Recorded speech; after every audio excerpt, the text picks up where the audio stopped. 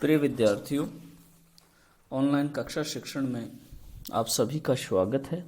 मैं अर्जुन लाल जाट, सहायक आचार्य समाजशास्त्र, SBP राजकीय महाविद्यालय डूंगरपुर, स्नातक द्वितीय वर्ष, विषय समाजशास्त्र से आज का हमारा शिक्षण बिंदु है उपकल्पना का महत्व। प्रिय विद्यार्थियों, पिछली कुछ कक्षाओं में हमने उपकल्पनाओं के अर्थ, परिभाषा, विशेषता, प्रकार, स्रोत आदि के संदर्भ में विस्तृत परिचर्चा की थी। इसी क्रम में आज हम जानेंगे आखिर सामाजिक अनुसंधान में उपकल्पना की क्या उपयोगिता है या उपकल्पना का क्या महत्व है। सामाजिक अनुसंधान में उपकल्पना का अत्यंत महत्वपूर्ण स्थान है।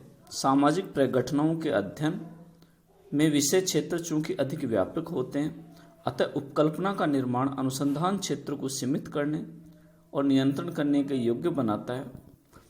मैं इसी उपकल्पना के महत्व के संदर्भ में PV यंग लिखती है कि उपकल्पना का प्रयोग उन तथ्यों की अंधी खोज व अंधाधुंध संकलन पर नियंत्रण लगाता है जो बाद में अध्ययन किए जाने वाली समस्या के लिए अप्रासंगिक होते हैं।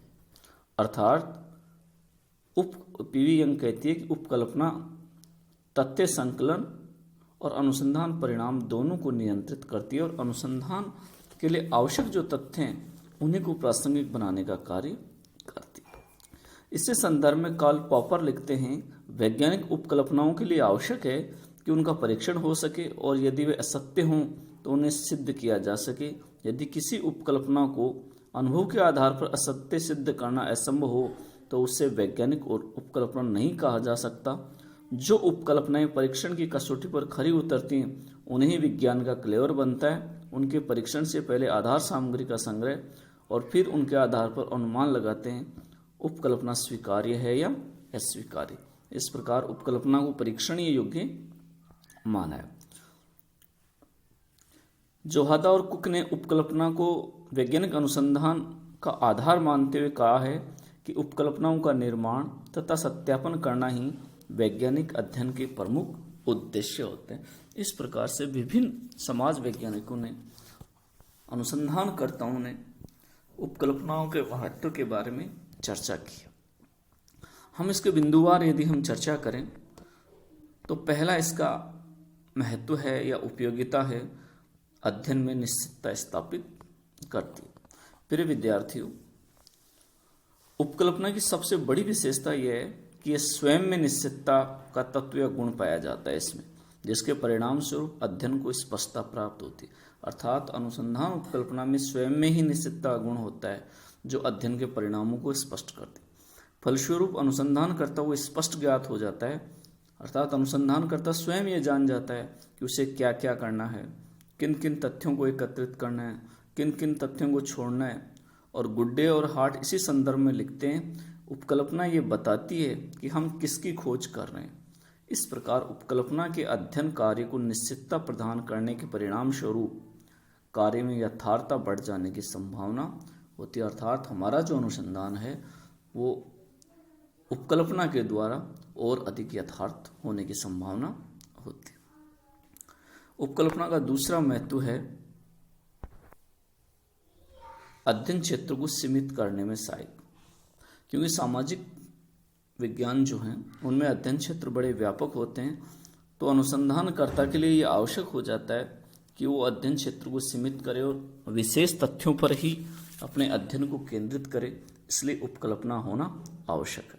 यदि अनुसंधानकर्ता सभी पहलुओं को एक साथ लेकर अध्ययन करना शुरू कर दे तो किसी भी पहलू को गहराई में जाकर अध्ययन नहीं कर पाएगा। इसलिए वैज्ञानिक अध्ययन के लिए आवश्यक हो जाता है कि अध्ययन क्षेत्र सीमित होना चाहिए और यह उपकल्पना के बिना संभव नहीं है।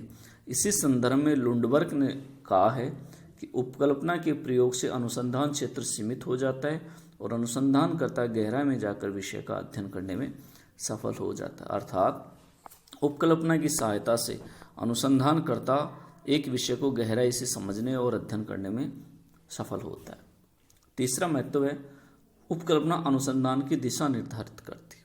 क्या दिशा है अनुसंधान की, ये उपकल्पना से तय होती है। उपकल्पनाएं अनुसंधानकर्ता का ध्यान विषय के एक विशिष्ट पहलू पर ही केंद्रित करती हैं और अनुसंधानकर्ता उसी के अनुसार एक निश्चित दिशा की ओर बढ़ता जाता है।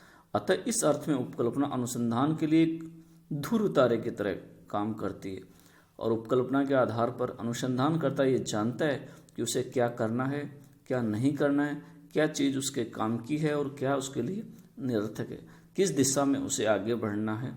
ये सब चीज़ें उपकल्पना के द्वारा तय होती हैं। अगला उद्देश्य है अध्ययन के उद्देश्य स्पष्ट करती है। उपकल्पना एक ऐसा मानदंड स्थापित करती है जिससे ये बात स्पष्ट हो जाती है आखिर हमारे अनुसंधान का उद्देश्य क्या है। कुछ अध्ययन बहुउद्देश्य होते हैं, अतः उन्हें स्पष्ट करना आवश्यक होता है। जब उद्देश्य सुस्पष्ट हो जाते हैं तो अध्ययनकर्ता की सामग्री संकलन करने में कठिनाई नहीं होती।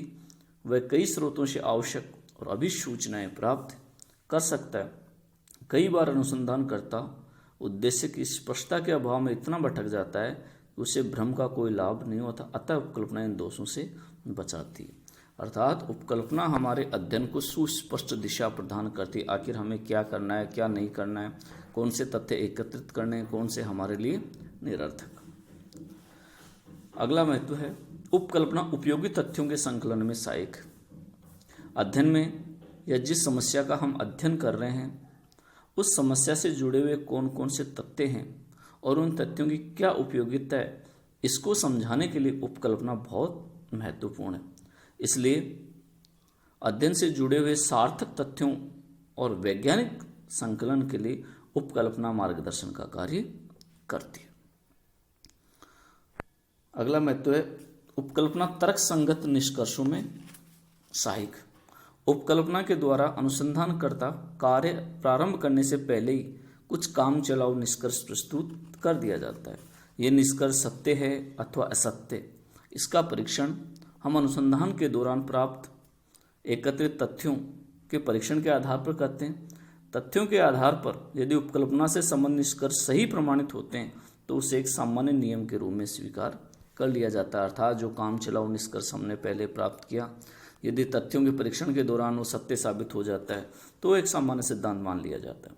इस आधार पर यह कहा जा सकता है कि यदि उपकल्पना का सावधानी से निर्माण किया जाए तो उपयुक्त तो तर्क संगत निष्कर्ष निकालने में ये सहायक साबित होती है। अगला महत्व है उपकल्पना तर्क संगत निष्कर्षों में सहायक। उपकल्पना के निर्माण के बाद इससे संबंधित हम तथ्यों का संकलन करते हैं। इससे ये सिद्ध होता है कि उपकल्पना सही है या गलत।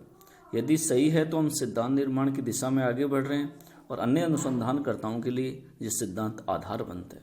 यदि गलत भी सिद्ध होता है तो हमें वास्तविकता का पता चलता है। इसी संदर्भ में पीवी यंग ने कहा कि वैज्ञानिक के लिए नकारात्मक परिणाम उतना महत्वपूर्ण तथा रोचक है जितना कि सकारात्मक परिणाम। अर्थात एक वैज्ञानिक अनुसंधानकर्ता के लिए परिणाम चाहे सकारात्मक हो या नकारात्मक, दोनों का ही महत्वपूर्ण स्थान है, क्योंकि दोनों ही अवस्थाओं में हमें सत्य का ज्ञान होता है और यह उपकल्पना के द्वारा ही संभव होता है। उपकल्पना का अगला महत्व है उपकल्पना सिद्धांत निर्माण में योगदान देती है। अर्थात यदि हमें सिद्धांत निर्माण करना है तो हमें उपकल्पनाओं का सहारा लेना होता है। सामाजिक अनुसंधान का अंतिम उद्देश्य सिद्धांत निर्माण करना होता है। कोई भी जो अनुसंधान है वो किसी न किसी रूप में सिद्धांत निर्माण के लिए कार्य करता है, तो इस कार्य में उपकल्पना की भूमिका बहुत महत्वपूर्ण प्रमाणित है। जब अनुसंधानकर्ता नई परिस्थितियों के संदर्भ में किसी पुराने सिद्धांत की सार्थकता को देखने का प्रयत्न करता है तो उपकल्पना उसके इस कार्य को बहुत सरल बना देती है। उपकल्पना की सहायता से जो सामान्य निष्कर्ष प्रस्तुत किए जाते हैं वे नए सिद्धांतों का निर्माण करने में भी अत्यधिक सहायक है। अर्थात जब भी अनुसंधान कोई कार्य कर रहा है, कोई पुराने सिद्धांतों का परीक्षण कर रहा है, तो उपकल्पना उसके इस परीक्षण कार्य को सरल बना देती है। और ठीक इसी प्रकार से जब अनुसंधानकर्ता किसी नए सिद्धांत के निर्माण के लिए कार्य करता है तो भी उपकल्पना उसके इस कार्य को सरल बना देती है। ये थे उपकल्पना के महत्व। सामाजिक अनुसंधान में उपकल्पना की क्या उपयोगिता है। तो इस प्रकार से प्रिय विद्यार्थियों हम ये कह सकते हैं कि अनुसंधान में उपकल्पना का एक केंद्रीय महत्व है। यही कारण है कि सामाजिक घटनाओं से संबंधित कोई भी अनुसंधान कार्य ऐसा नहीं होता जिसमें किसी न किसी उपकल्पना को आधार मानकर तथ्यों को एकत्रित नहीं किया जाता। अर्थात सामाजिक विज्ञान में किसी भी प्रकार के अध्ययन के लिए उपकल्पना अपरिहार्य और उपकल्पना का सदैव केंद्रीय महत्व बना हुआ रहता है। प्रिय विद्यार्थियों, उपकल्पना के महत्व के बारे में आज हमने चर्चा की। निश्चित रूप से ये आपके लिए लाभदायक होगी। धन्यवाद।